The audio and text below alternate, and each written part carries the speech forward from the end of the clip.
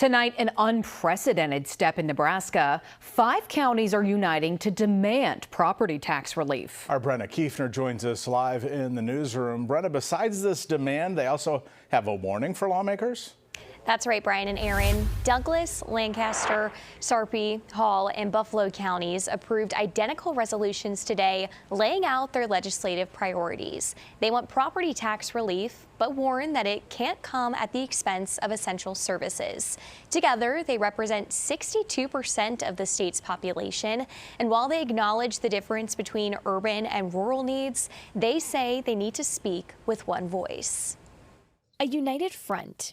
Nebraska's 5 most populated counties are banding together with one message for state lawmakers. All of us have an opportunity and a necessity to describe what the local needs are.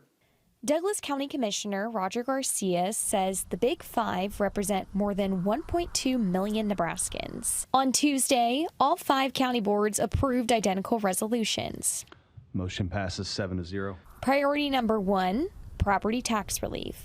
But Garcia says it can't come at the cost of essential services. And the majority of what we provide at the county is actually mandated by state law. We have to have a jail, a sheriff's office, a county defender, attorney, criminal justice system, and courts. Priority number 2, protecting inheritance tax revenue. That's a tax on inherited property and assets. Counties use that money to fund law enforcement and public health. Without it, property taxes would have to cover everything.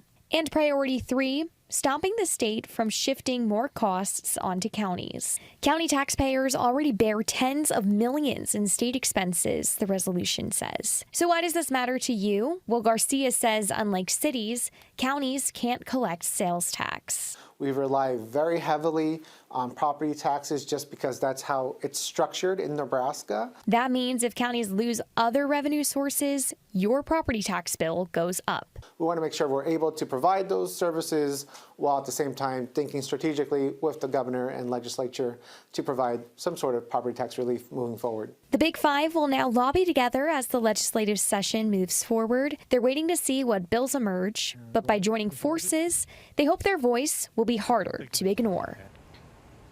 And Brian and Aaron, one thing Commissioner Garcia emphasized to me, counties are already constrained by reforms passed last year in LB 34. That's law capped how much counties can increase spending each year. So, Brenna, do we know what specific bills the counties are watching for this session?